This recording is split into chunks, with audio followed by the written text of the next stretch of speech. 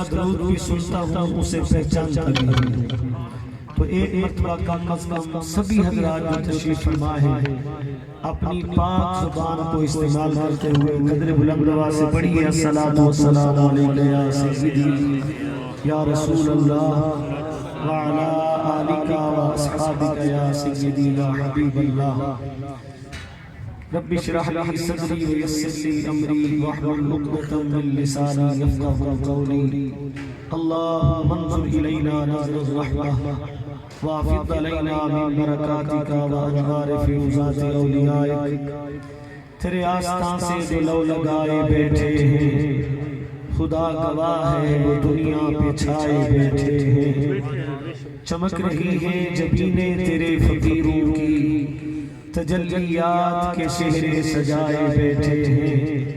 خدا کے واسطے کھول ہم پہ بھی ایک باب عطا کہ بڑی دیر سے تیری چوکھٹ پہ آئے بیٹھے ہیں۔ ایک ہم ہیں جو اپنوں کے دل نہ جیت سکے اور وہ تو دشمنوں کو بھی اپنا بنائے بیٹھے ہیں۔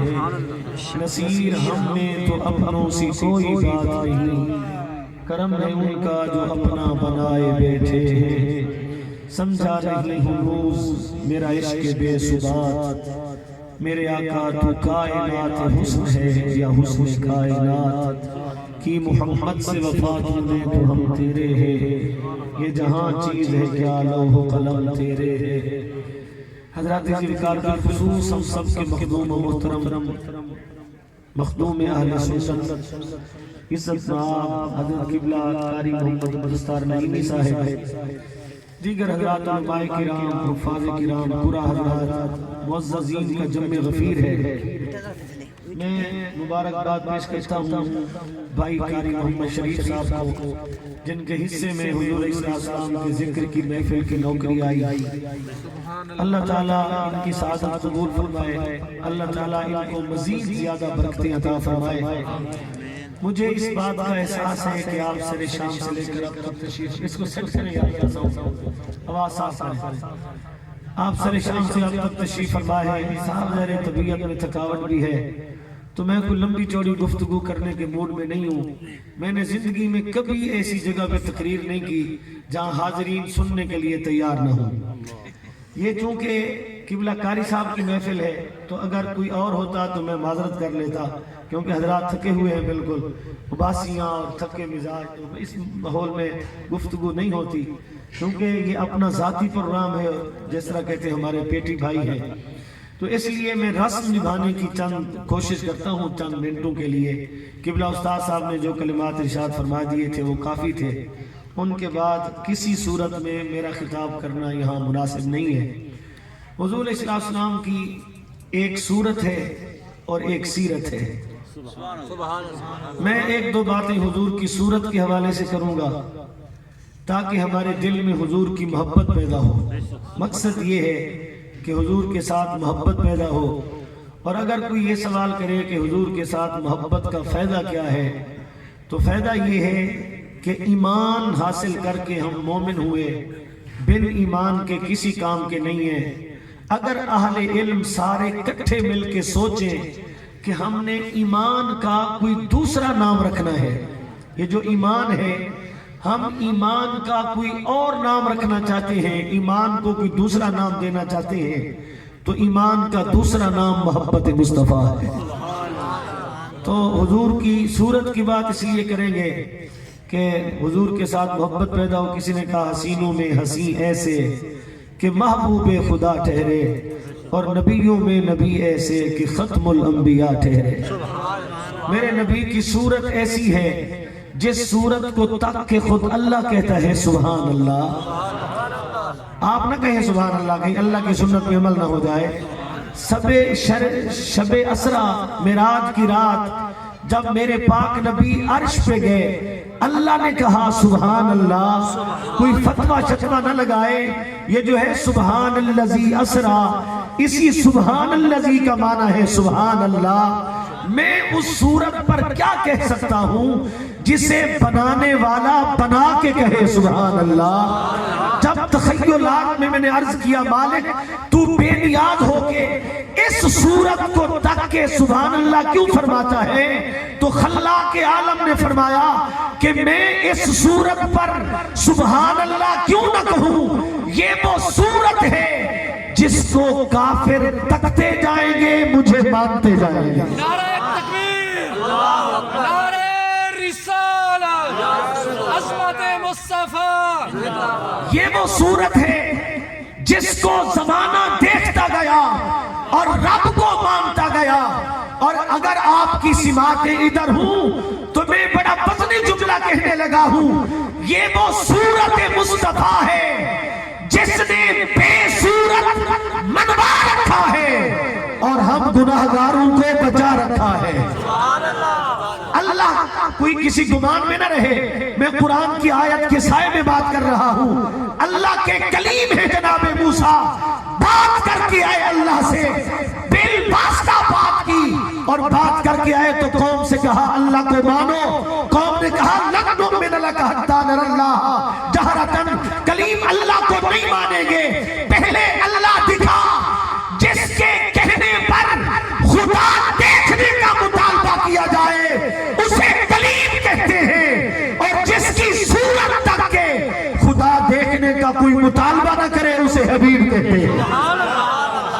اور میں یہ کہنے لگا ہوں کہ میرے پاک نبی کی صورت ہی وہ صورت ہے جس کو تکنے کے بعد لوگوں نے خدا دیکھنے کا مطالبہ نہیں کیا. ہم تو مسلمان ہیں، مکے کے کافر یہ مانتے تھے جس مصور کی تصویر کا یہ عالم ہے، خدا ہی جانے اس تصویر کے مصور کا عالم کیا ہوگا. نعرہ تکبیر، نعرہ رسالہ، نعرہ خلافت، نعرہ میں نے حضور کے حسن کی بات کی، آپس کی بات ہے، آپ ناراض نہ ہو جانا، سارے معزز ہیں.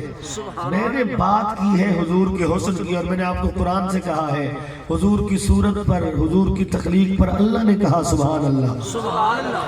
جس بندے نے حضور کی شان پہ کہا ہے سبحان اللہ، اسے تو لاکھ بار مرتبہ مبارکباد ہو. اور جو بندہ نہیں کہہ سکا وہ گھر میں جا کے سوچے صحیح کہ میں کتنا بڑا بد نصیب تھا، نبی کے نام پہ میرے منہ سے سبحان اللہ نہیں نکل سکی.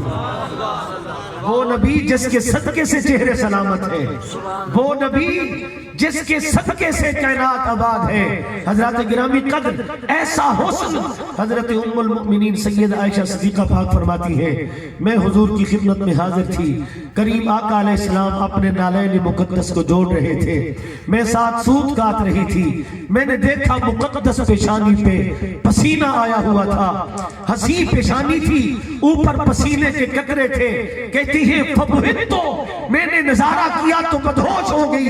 حضور چل کے قریب آئے اور پوچھا مالک یا عائشہ، عائشہ تجھے کیا ہو گیا ہے، تو مدہوش کیوں ہے؟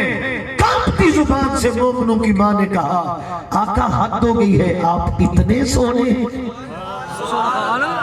اتنا حسن دیا ہے اللہ نے آپ کو.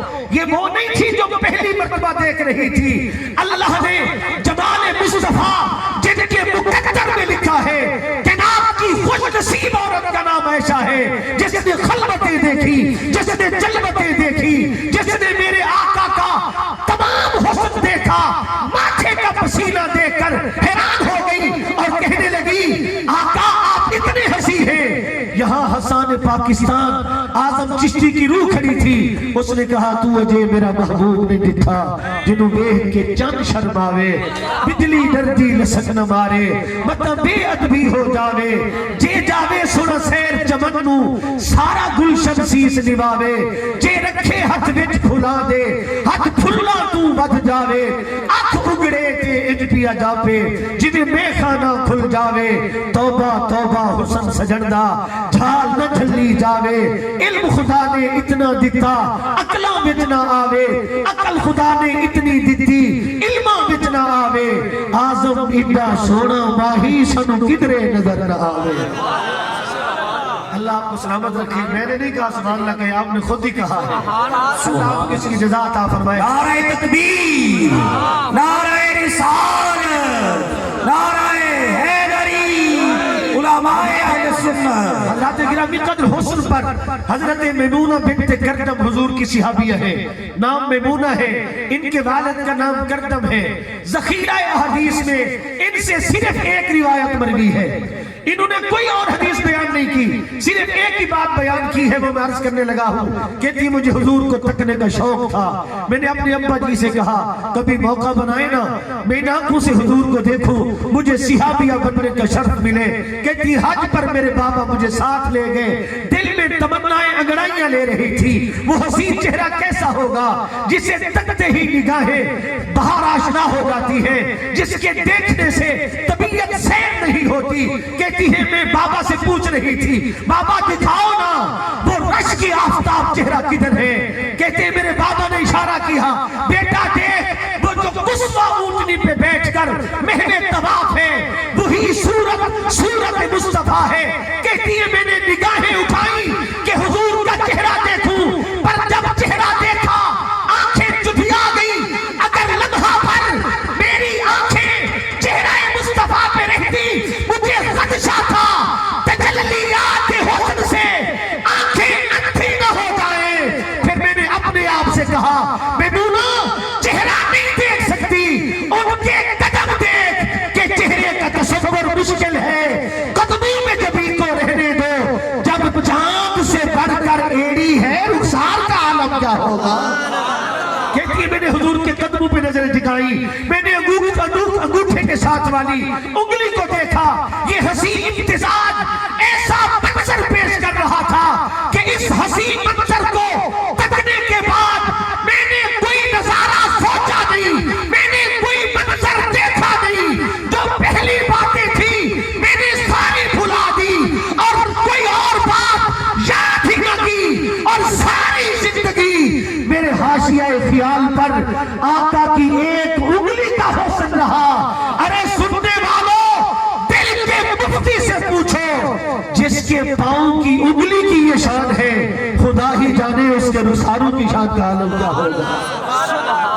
حضرات گرامی قدر آئیے میں اس عنوان پر آخری بات عرض کر کے سیرت کی ایک دو بات عرض کروں گا، پھر بات ختم. انشاءاللہ جلدی ہی بات ہوگی. میرے پاک نبی کے صحابی ہیں، نام زیاد ہے، والد کا نام شکن ہے، احد کی دھرتی کے شہید ہیں. حضرات گرامی قدر احد میں یہ زخمی تھے.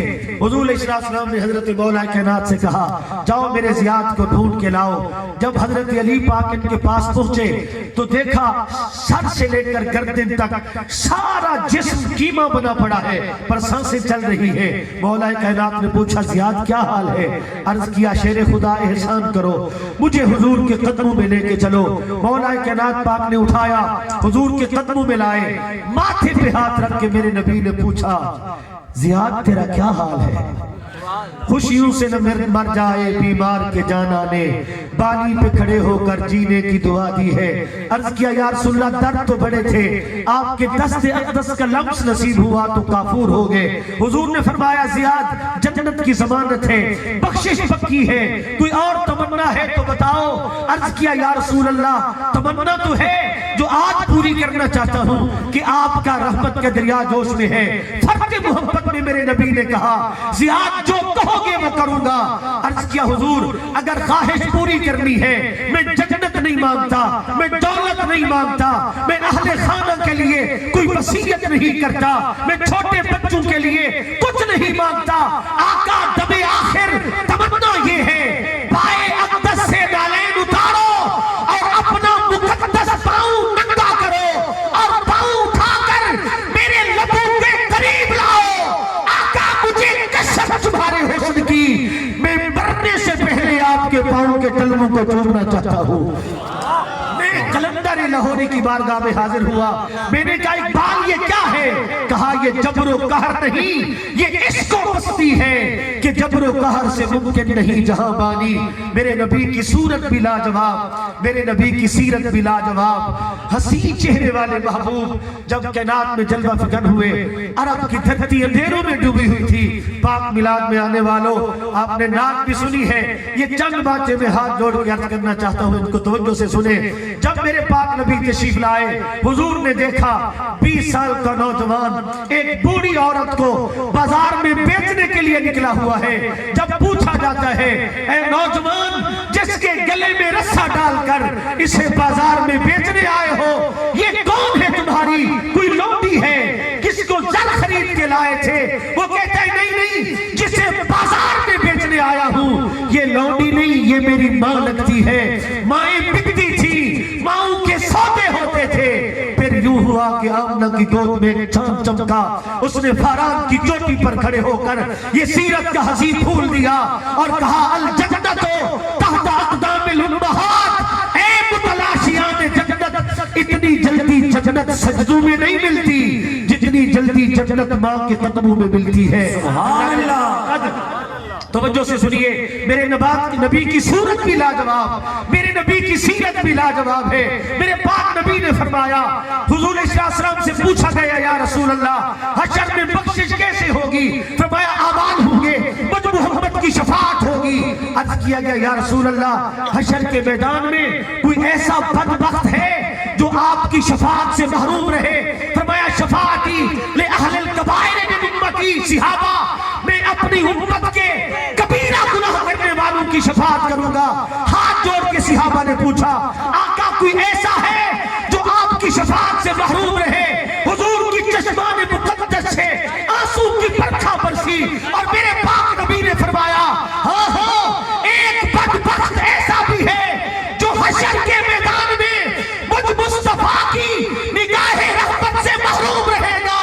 آقا بتائیے وہ بدبخت کون ہے؟ میرے نبی نے بے نمازی کا نام نہیں لیا، میرے نبی نے روزہ ترک کرنے والے کا نام نہیں لیا، میرے نبی نے قاتل کا نام نہیں لیا، میرے نبی نے زانی کا نام نہیں لیا، میرے نبی نے شرابی کا نام نہیں لیا. آقا جو حشر کے مجمع میں آپ کی رحمت سے محروم رہے گا وہ بدبخت کون ہے؟ میرے پاک نبی نے فرمایا جسے حشر کے میدان میں بھی مجھ محمد کی نگاہ رحمت نصیب نہیں ہوگی، وہ ماں باپ کا بھی ادب ہے، وہ والدہ کا گستاخ ہے، وہ باپ کا بھی ادب ہے. آج عشق رسول کی سندیں بانٹی جا رہی ہے اور ہر شخص کو عاشق رسول کا تاج پہنایا جا رہا ہے. میں اس کی مخالفت تو نہیں کرتا، لیکن میں دامن حدیث تھام کے آپ کی گود میں یہ حدیث کا مفہوم رکھنا چاہتا ہوں. وہ عاشق رسول نہیں بن سکتا جو والدین کا گستاخ ہوتا ہے، جو ماں باپ کا بے ادب ہوتا ہے، وہ کسی صورت میں عاشق رسول نہیں بنتا. ماں کا مقام میرے پاک نبی نے بتایا، بیٹی کا مقام میرے پاک نبی نے بتایا. اور میں سیرت کے پھول سے آخری خوشبو آپ کی خدمت میں عرض کر کے بات ختم کرتا ہوں. میرے پاک نبی علیہ السلام صحابہ کو قرآن پڑھا رہے ہیں. اگر اجازت ہو تو میں ایک بار کہہ دوں کہ آپ سبحان اللہ کہیں. اللہ سلامت رکھے. حضور اس عنوان پر بھی بات نہیں ہوتی اور میں میسج کے طور پر یہ بات عرض کر رہا ہوں. ہمارا معاشرہ کدھر چلا گیا ہے؟ ہماری نوجوان نسلیں کہاں چلی گئی ہیں؟ آج تجھے اقبال کہہ رہا ہے اپنی ملت کو قیاس اسماء میں مغرب پہ نہ کر، خاص ہے ترکیب میں قوم رسول ہاشمی. میں نوجوان بھائی سے مخاطب ہوں، جو نوجوان بھائی بیٹھے ہیں ان کی خدمت میں ایک بات جو شاید آپ نے کبھی نہ سنی ہو، شاید منبر و محراب سے یہ آواز پہلے کبھی نہ سنائی دی گئی ہو. آؤ میں عرض کرتا ہوں، میرے پاک نبی پر وحی اتری ہے، حضور قرآن پڑھا رہے ہیں، صحابہ کرام قرآن پڑھ رہے ہیں. یہ کام کرتے ہوئے میرے نبی اور کوئی کام نہیں کرتے تھے. پر آج منظر عجیب ہے. صحابہ کہتے ہیں ہم نے سامنے سے دیکھا اجنبی بوڑھی عورت آئی، اس اجنبی خاتون کا آنا ہی تھا. میرے نبی نے مسند چھوڑی اور دوڑتے ہوئے خاتون کا استقبال کیا، اس کو اہلا و سہلا مرحبا کہا، خوش آمدید کہا، اس کو ہاتھ تھام کے صحن مسجد میں لائے. وہ بیٹھنے لگی تو اس کی خاطر مزمل کی چادر بچھائی. صحابہ بہرے حیرت تھے، یہ کون خاتون ہے جو بہرے دوڑ کے اندر آ رہی ہے؟ قرآن چھوڑ کے میرے نبی ملنے جا رہے ہیں. لیے چادر بچھائی جا رہی ہے، وہ کہتی ہے آقا مانتے ہیں، وہ بولتی ہے حضور سنتے ہیں۔ اس نے کہا یا رسول اللہ یہ قیدی چھوڑ دیجئے، میرے نبی کسی صحابی سے مشورہ نہیں کرتے، وہ کہتی جاتی ہے بن مشورے کے قیدی آزاد کیے جاتے ہیں۔ وہ جانے لگتی ہے، حضور حضرت بلال سے کہتے ہیں جا یہ خالی ہاتھ نہ لوٹے، یہ میری چوکھٹ سے خالی ہاتھ نہ جائے، کوئی درہم کی اشرفی لے آ، کوئی دینار کی تھیلی لے آ، کوئی یمن کی چادر لے آ، کوئی کپڑوں کا سوٹ لے کے آ، بلال اس کا دامن بھر کے بھیج، جناب بندہ خدمت کی جا رہی ہے، تحفے دیے جا رہے ہیں۔ اور جب الوداع کہنے کے لیے حضور خود آگے بڑھتے ہیں، دم آخر اسے کہتے ہیں کوئی کام ہو تو آ جایا کرو، مجھ محمد کے دروازے ہر وقت تمہارے لیے کھلے ہوئے ہیں۔ الوداع کر کے میرے نبی تشریف لائے، صحابہ مجسمہ حیرت ہے، عرض کرتے ہیں یا رسول اللہ یہ اجنبی تھی، ہم جانتے نہیں ہیں، حضور یہ دور سے آئی تھی، پر اس کے ساتھ یہ بالغانہ محبت کا درد ہمارے حاشیے خیال پر سوال اٹھا رہا ہے۔ آقا بتائیے یہ کون تھی؟ سنو میلاد کی محفل میں آنے والوں، میرے پاک نبی نے فرمایا صحابہ یہ سگی بہن نہیں، یہ مجھ محمد کی رضائی بہن آئی تھی،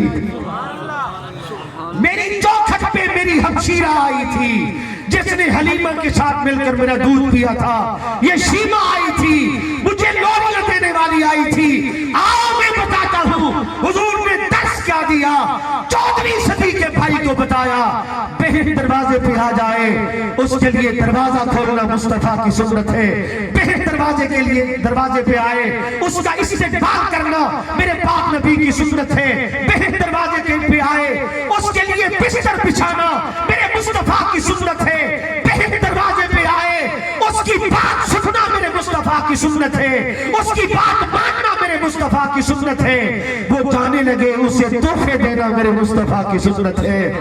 آج اہل تحقیق امت کو یہ تو بتا رہے ہیں کہ نماز پڑھتے ہوئے شلوار کا پینچا کہاں رکھنا چاہیے، مسواک کرتے ہوئے اس کو تھامنے کا طریقہ کیا ہے۔ اللہ کی قسم ہر سنت پہ جان قربان ہے۔ امت کو یہ کب بتاؤ گے کہ بہن کا استقبال بھی مصطفیٰ کی سنت ہے۔ آج افراتفری کے دور میں چھوٹی چھوٹی باتوں پر تبدہ تلقی کرنے والوں، اپنے رشتہ داروں کے ساتھ رشتہ توڑنے والوں، میرے پاک نبی کی تعلیمات یہ نہیں ہے۔ سرکار دو عالم صلی اللہ علیہ وسلم نے فرمایا سل من قطعک وعد من منعک، جو تجھ سے تعلق توڑتا ہو اس سے تعلق توڑ، جو تجھ سے روکتا ہو اسے عطا کر، اگر تو ایسا کرے گا میرے امتی میں تجھ سے راضی ہو جاؤں گا۔ حضور کے ساتھ محبت کا تقاضا کیا ہے؟ محبت کے ساتھ تقاضا یہ بھی ہے کہ حضور کی نعت سنو، حضور کی بات سنو، حضور کی محفل سجاؤ، اور حضور کے ساتھ محبت کا تقاضا یہ بھی ہے کہ میرے آقا کی بات مانو۔ اگر ہم صرف نعت تک محدود رہے شاید آقا کی مکمل خوشنودی ہمیں حاصل نہیں ہوگی۔ آقا راضی تب ہوں گے جب زبان پر نبی کی نعت کا ترانہ ہوگا اور مزاج پر آقا کی بات کی اطاعت و فرما برداری ہوگی۔ اس لیے گرامی قدر حضرات میں نے عرض کیا آقا کی صورت بھی لاجواب ہے، میرے نبی کی سیرت بھی لاجواب ہے۔ اگر چاہتے ہو کہ اللہ کو محبوب بنے حضور کی صورت کے ساتھ والہانہ عشق کرو، سیرت کو اپنا کر زندگی گزارو، گنبد خضرا سے میرے مصطفیٰ خوش ہو جائیں گے۔ پھر تو حشر میں لوارث نہیں پھرے گا، پھر تو حشر میں جا رہا ہوگا، دور سے منتظمین حشر دیکھ کر کہیں گے وہ دیکھو مصطفیٰ کا غلام آ رہا ہے۔ آخری بات عرض کر کے بات ختم کر رہا ہوں۔ حضرت رابعہ بصریہ روزانہ 2 نفلوں میں قرآن مکمل کرتی تھی۔ کسی نے پوچھا اتنی عبادت جنت کے لالچ میں کرتی ہو؟ کہا نہیں۔ کہا جہنم کے ڈر سے کرتی ہو؟ بی بی رابعہ نے کہا نہیں۔ پوچھنے والے نے کہا اتنی عبادت کیوں کرتی ہو؟ بی بی رابعہ نے کہا اس لیے میرا ایک تصور ہے، میرا خیال ہے میں سر حشر میں ہوں گی، دیگر انبیاء بھی ہوں گے، میرے آقا بھی ہوں گے، میں نوجوانوں کی خدمت میں ایک فکر پیش کرنے لگا ہوں۔ تو حضور علیہ السلام سے اگر کسی نبی نے پوچھا کہ اے محمد صلی اللہ علیہ وسلم تمہاری امت کتنی عبادت کر کے آئی ہے، میرے آقا فخر سے کہیں گے فرشتوں بلاؤ میری رابعہ کو، ایک رات 2 نفل مکمل قرآن کی تلاوت سر اونچا کر کے میرے نبی کہیں گے اے نبیو دیکھو یہ میری امت کی عورت کی عبادت کا مقام ہے۔ حضرات محفل میں آنے والوں محفل توجہ سے آخری جملے ہیں، مجھے فقیر سمجھ کے توجہ سے سن لے نوجوان. میں یہ کہنے لگا ہوں، میں یہ عرض کرنے لگا، تو اور میں حشر میں جائیں، چغلی کا گناہ میرے سر پر، غیبت کا گناہ میرے سر پر، بد نگاہی کا گناہ میرے سر پر، سود کا گناہ میرے سر پر، رشوت کا گناہ میرے سر پر، ماں باپ کو ستانے کا گناہ میرے سر پر، ہمسائے کو تنگ کرنے کا گناہ میرے سر پر. اتنی بڑی گناہوں کی گٹھڑی سر پہ اٹھا کے جب تو اور میں گزریں گے، اگر کوئی ہمارے نبی سے کہہ دے اے محمد جن کے لیے غاروں میں روتے رہے ہو امت یہی صلہ دے کے آئی، جن کے لیے عرش پہ روتے رہے ہو امت نے یہی صلہ دیا ہے آپ کو، جن کے لیے اے اللہ کے رسول محمد مصطفیٰ جن کے لیے تم نے آنسو کے دریا بہا دیے ہیں امت یہ صلہ دے کر آئی ہے. حضور کے قلب اطہر پہ کیا گزرے گی؟ نہیں، زندگی ایسے نہیں گزارنی بلکہ زندگی حضور کی چوکھٹ کا فقیر بن کے گزارنی ہے. اس لیے کہ عرش سے یہ آواز آ رہی ہے اے بندہ مومن کی محمد سے وفا تو نے تو ہم تیرے ہیں، یہ جہاں چیز ہے کیا لوح و قلم تیرے.